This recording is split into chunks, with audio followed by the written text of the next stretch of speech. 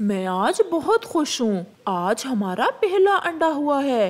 मैं भी बहुत खुश हूँ और मेरी तो भगवान से यही प्रार्थना है कि हमारे पहले अंडे से बेटा ही निकले, क्योंकि मेरी जितनी भी कजन्स और सहेलियाँ हैं सभी के पहले पहले बेटे ही हुए हैं। मैं तो खुद यही चाहता हूँ कि हमारे अंडे से बेटा ही निकले। बेटा ही तो सहयोग बनता है, बेटियाँ तो बोझ ही होती हैं। आप चिंता ना करें, हमारे अंडे से बेटा ही निकलेगा। वो दोनों पति पत्नी ही बेटियों के सख्त खिलाफ थे और दोनों ही की इच्छा थी कि उनके यहाँ पहला बेटा पैदा हो, लेकिन भगवान की तो कोई और ही इच्छा थी। उनके अंडे से बेटी निकलती है। दोनों ही पत्नी पत्नी के अरमानों पर तो पानी फिर चुका था। ये क्या हो गया?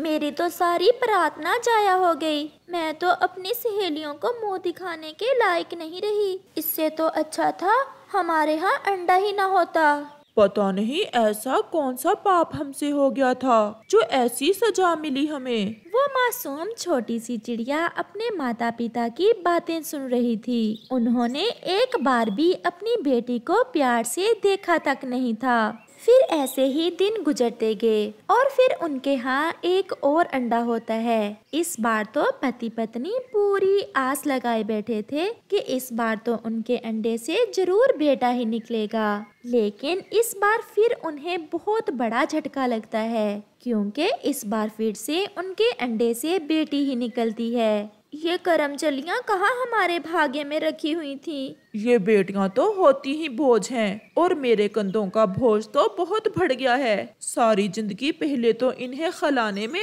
और फिर बिहाने में लग जाएगी मेरी। आप चिंता ना करें, मैं इस बार उल्लू आमल बाबा से तावीज लेकर आऊंगी। फिर देखना आप, हमारे यहाँ पक्का बेटा ही होगा। फिर चिड़िया आमल बाबा से तावीज लेकर आती है और उसके तीसरी बार फिर से अंडा होता है और इस बार उनके अंडे से बेटा निकलता है। दोनों पति पत्नी ही बहुत खुश थे। खुशी के मारे उनके पाँव तो जमीन से नहीं लग रहे थे। अब हमारे बुढ़ापे का सहारा आ गया है, अब मुझे कोई चिंता नहीं। वो दोनों पति पत्नी अपनी दोनों बेटियों को तो बिल्कुल भी अच्छा नहीं समझते थे। अपने बेटे को वो ताजा ताजा फल खिलाते और बेटियों को तो बस रूखा सूखा दाना ही खिलाते थे। वो दोनों बहनें अब थोड़ा बड़ी हो गई थीं। वो दोनों भी अपने भाई से बहुत प्यार करती थीं। उन्हें बाहर से जो भी अच्छा भोजन मिलता अपने भाई को लाकर खिला देती। मुन्ने भैया ये ले, ये आम खाएं। पूरा जंगल फिरकर ढूंढा है मैंने ये आम, और मैं अपने भाई के लिए मीठे मीठे अंगूर लेकर आई हूँ। उन दोनों बहनों को जो भी अच्छा फल मिलता अपने भाई के लिए ले आती, लेकिन उनके माता पिता फिर भी सिर्फ अपने बेटे का ही प्यार करते। अपने बेटे को तो नए नए ब्रांडेड चीजें ला कर देते और बेटियों के लिए जो भी लेकर आते लंडे बाजार से लेकर आते। और तो और अपने बेटे को तो उन्होंने शहर के बहुत महंगे स्कूल में दाखिल कराया, जबकि बेटियों को उसी जंगल के एक सरकारी स्कूल में दाखिल करवाया। उनका बेटा उनके इतने लाड़ प्यार की वजह से आहिस्ता आहिस्ता बिगड़ना शुरू हो जाता है। पापा, आज मेरे दोस्त की बर्थडे है, मुझे पैसे चाहिए। बेटा, कितने पैसे चाहिए आपको? ज्यादा नहीं, बस यही कोई 5,000 रुपए। बेटा, इतने पैसे इस समय मेरे पास नहीं हैं, लेकिन तुम चिंता ना करो, मैं तुम्हें अभी अपने दोस्त से उधार ला कर देता हूँ। उसका पापा तुरंत जाता है और अपने दोस्त से पैसे उधार लाकर अपने बेटे को दे देता है। इस बात को अभी 2 ही दिन हुए थे कि मुन्ना फिर से अपने पापा से कहता है, पापा, मुझे कुछ पैसे चाहिए, हमारे स्कूल का ट्रिप जा रहा है, मैंने भी पैसे जमा करवाने हैं। कितने पैसे चाहिए मेरे बेटे को? 5,000 रुपए। इतने पैसे तो मेरे पास नहीं हैं। अब तो मैं उधार भी नहीं ले सकता, मैंने तो अभी तक पिछला उधार भी नहीं चुकाया है। ये मेरा मसला नहीं है, आपका है। मुझे बस पैसे चाहिए, चाहे जिधर से भी ला कर दें। अगर ना दिए तो मुझसे बुरा कोई नहीं होगा। पापा तो अपने बेटे के मुंह से इतनी बदतमीजी सुनकर हैरान हो जाता है। अब तो मुन्ने के स्कूल से भी मुन्ने की शिकायतें आने लगी थीं। और फिर वो तो पढ़ाई भी छोड़ देता है और सारा दिन आवारागर्दी करता रहता है। अब तो वो जवान हो चुका था और एक चिड़िया से उसकी दोस्ती भी हो चुकी थी। मैं तुमसे शादी करना चाहता हूँ। वो तो ठीक है, लेकिन मुझसे शादी करने के लिए तुम्हें अपने माता पिता से अपने सारे रिश्ते नाते तोड़ना होंगे। बस इतनी सी बात, समझो वो तो मैंने तोड़ भी दिए। फिर मुन्ना अपनी पसंद की लड़की से शादी करके हमेशा हमेशा के लिए उसके साथ चला जाता है। जिस बेटे का उन्होंने इतना प्यार किया था, आज वही बेटा किसी गैर लड़की के लिए उन्हें छोड़कर जा चुका था। वो दोनों ही रो रहे थे। फिर उनकी बेटियां आती हैं। मम्मा पापा, आप क्यों रो रहे हैं? आज तो खुशी का दिन है। मैंने डॉक्टरी का इम्तिहान पास कर लिया है और मुझे कॉलेज में लेक्चरर की नौकरी मिली है। अब हम आपका सहयोग बनेंगी। वो दोनों पति पत्नी तो अपनी बेटियों से नजरें भी ना मिला पा रहे थे, जबकि उनकी बेटियों ने उनके सर इज्जत से ऊंचे कर दिए थे। आंटी, ये अमरूद तो बहुत मीठा है। ऐसा अमरूद तो मेरी मम्मा ने भी कभी नहीं ला कर दिया। आंटी, आप हर रोज हमारे लिए कोई ना कोई फल लेकर आती हैं और तो कोई दूसरा पक्षी ऐसा नहीं करता, फिर आप ऐसा क्यों करती हैं? गोरी कव्वी भी जग्गू के पीछे वहाँ आ जाती है। मैं बताती हूँ किस लिए ये तुम्हें फल ला कर देती है, क्योंकि इसकी अपनी कोई संतान नहीं है। और चिड़िया, मैंने कितनी बार तुम्हें मना किया है कि मेरे जग्गू को कोई खाने वाली चीज ना दिया करो। मुझे तुम पर विश्वास नहीं है। तुम्हारी अपनी तो संतान है नहीं, मेरे बेटे को भी कोई ऐसी वैसी चीज ना खिला देना। गोरी बहन, मुझे बच्चे बहुत अच्छे लगते हैं। बस इसीलिए जब कोई अच्छी चीज मिलती है खाने को तो मैं वो बच्चों में बांट देती हूँ। चलो जग्गू, ऐसी बांटी हुई चीजें हम नहीं खाते। फिर गोरी कव्वी अपने बेटे जग्गू को साथ लेकर वहाँ से चली जाती है। बुलबुला भी वहाँ से चला जाता है। ऐ भगवान, ऐसा क्या पाप है मेरा जो आपने मुझे संतान नहीं दी? सबके बच्चे हैं, मेरा भी दिल करता है कि मेरे भी बच्चे हों। मैं उनसे प्यार करूं, उनसे सारी सारी रात बातें करूं, उन्हें कहानियां सुनाऊं। ऐसे रोते हुए वो चिड़िया वहाँ से चली जाती है। उस चिड़िया की शादी को हुए काफी समय बीत गया था, परंतु उसके पास कोई बच्चा ना था। और यही वो दुख था जो उसे हर समय मारे जाता था। वो तो अच्छे से खाती न सोती, वो हर समय यही सोचती रहती। क्या हुआ रानो? आपकी आंखें बता रही हैं कि आप रोई हो आज। फिर क्या हुआ है? मैं नदी पर अमरूद बांट रही थी बच्चों में, फिर वहाँ गोरी कव्वी आ गई और मुझे बुरा भला कहने लगी। देखो रानो, ये वो बातें हैं जो अब हर कोई पक्षी हमसे करेगा। कोई ताने देगा तो कोई हमें मनहूस समझेगा। अगर ऐसे ही रोज रोती रहोगी तो कैसे कटेगी जिंदगी? आकाश, क्या मेरी एक बात मानेंगे आप? मैं आपकी हर बात मानता हूँ। बताओ क्या बात है? क्यों ना हम अनाथालय से कोई बच्चा गोद ले लें। मैं उसे अपने बच्चे की तरह ही पालूंगी। मैं उसे माँ का प्यार दूंगी। परंतु वो होगा तो पराया ही, वो कौन सा आपका अपना बच्चा होगा? जब मैं उसे माँ बनकर पालूंगी तो वो मेरा अपना ही बच्चा होगा। अगर तुम यही चाहती हो तो मुझे कोई एतराज नहीं है। हम कल ही अनाथालय जाएंगे और कोई छोटा बच्चा देखकर ले आएंगे। फिर ऐसे बातें करते करते वो सो जाते हैं। दूसरे रोज वो अनाथालय जाते हैं। क्या चिड़िया का बच्चा ही लेना है? अगर चिड़िया का बच्चा लेना है तो वो इस वक्त हमारे पास नहीं है। हमारे पास 1-2 दिन का मैना का बच्चा है। अगर वो ले जाना है तो ले जाएं। इसके माता पिता कहाँ हैं? 2 दिन पहले उसके माता पिता एक दुर्घटना में मारे गए थे और फिर एक पक्षी उसे यहाँ छोड़ गया। हम बच्चों को बहुत प्यार से रखते हैं। अगर आप अच्छे से उस बच्चे को पाल पोस सकती हो तो ले जाओ। रानो, मैना का बच्चा है, देख लो। जो फैसला आप करेंगी मुझे स्वीकार होगा। मैं मैना का बच्चा ही ले जाती हूँ। जाति से क्या फर्क पड़ता है, वो भी किसी पक्षी का ही बच्चा है। फिर वो पक्षी उन्हें वो मैना का बच्चा लाकर देता है जो बहुत छोटा सा था।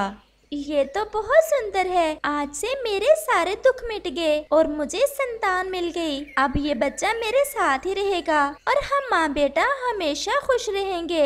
ऐसे चिड़िया और उसका पति वो मैना का बच्चा लेकर वहाँ से चले जाते हैं। आज तो चिड़िया बहुत खुश थी। वो घर पहुँच जाते हैं। आप मेरे बेटे का ध्यान रखना और मैं अपने बेटे के लिए कोई नरम नरम फल ढूंढ कर लाती हूँ। वो चिड़िया वहाँ से जाती है। उसे पास में से ही कुछ फल मिल जाते हैं। चिड़िया वो फल लेकर वापस होती है। मम्मा मम्मा आप कहाँ हैं? मैं तो 2 दिन से आपको ढूंढ रहा था। वो अंकल मुझे बता रहे थे कि आप बहुत दूर चली गई हैं। कहाँ चली गई थी आप अपने छोटे से बच्चे को छोड़कर? मैना के पापा देखो तो हमारा बच्चा कैसे मीठी मीठी बातें कर रहा है। मुझे पूरा विश्वास है मेरा बेटा बड़ा होकर बहुत बुद्धिमान बनेगा। चिड़िया अपने बेटे को वो फल खिलाती है और वो सब सो जाते हैं। कालू जी आज मैंने देखा चिड़िया बहुत खुश थी। ऐसे खुश मैंने देखा नहीं उसे कभी। कहीं उसने अंडा तो नहीं दे दिया? नहीं, शाम को उसका पति मिला था मुझे। अगर उनके घर अंडा आया होता तो वो जरूर बताता मुझे।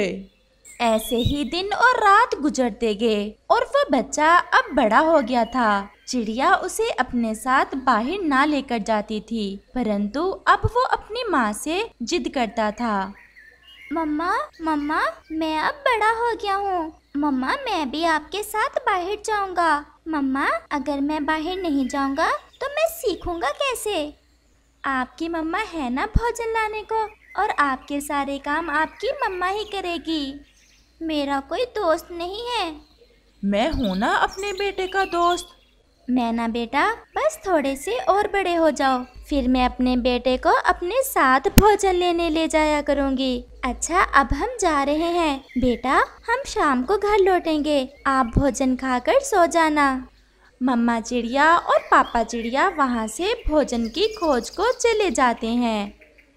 थोड़ी ही देर बाद गोरी कव्वी फिरती फराती उधर आ जाती है। वो खिड़की में से चिड़िया के घर झांक कर देखती है। अरे ये मैना का बच्चा चिड़िया के घर में क्या कर रहा है? अरे छोटे पक्षी जरा मेरे पास तो आओ। मम्मा ने मना कर रखा है, हर किसी से बात नहीं करना। मैं कौन सा चील हूँ, कव्वी हूँ, मुझसे तुम्हें कोई खतरा नहीं है। कौन है तुम्हारी मम्मा? नाम क्या है तुम्हारी मम्मा का? मेरी मम्मा का नाम रानो है। ये सुनकर गोरी तो चौंक जाती है। अच्छा तो ये बात है। मैं भी कहूँ अब ये छोटी चिड़िया नदी पर बैठ बैठ कर रोती क्यों नहीं है? हंसने तो मैं भी नहीं दूंगी तुम्हें चिड़िया। सब झूठ, झूठी है वो चिड़िया। ये देखो ये मेरा बेटा है, जरा पंख देखो इसके, काले हैं ना? हाँ आंटी काले ही हैं। और मेरे भी काले हैं। अब चोंच देखो मेरे जैसी ही है ना? और तुम्हारा कुछ भी उस चिड़िया जैसा नहीं है। वो तुम्हारा कहीं से अपहरण करके लाई है, इसलिए तो वो तुम्हें कभी नदी पर साथ नहीं लेकर आई। अगर मेरा विश्वास नहीं तो पूछ लेना उस चिड़िया से जो आजकल तुम्हारी मम्मा बनी फिरती है। और हाँ मेरा ना बताना। ऐसे गोरी कव्वी वहाँ से चली जाती है और वो छोटा बच्चा रोने लग जाता है। अगर ऐसा है तो फिर मेरे मम्मा पापा कहाँ हैं? वो तो बहुत रो रहे होंगे मेरे बिना। शाम भी हो जाती है। मम्मा चिड़िया और पापा चिड़िया भी घर लौट आते हैं। देखो तो आज मैं अपने बेटे के लिए क्या लेकर आई हूँ। अंगूर लाई हूँ मैं अपने बेटे के लिए। मेरे बेटे को अंगूर पसंद है ना? वो बच्चा अपना मुंह दूसरी दिशा में कर लेता है। अरे क्या हुआ? क्या हमारा बेटा नाराज है हमसे? मैं आपका बेटा नहीं हूँ। मुझे सब पता चल गया है कि आप मुझे नदी पर साथ क्यों नहीं लेकर जाती हैं। ये सुनकर चिड़िया की तो जान ही निकल जाती है।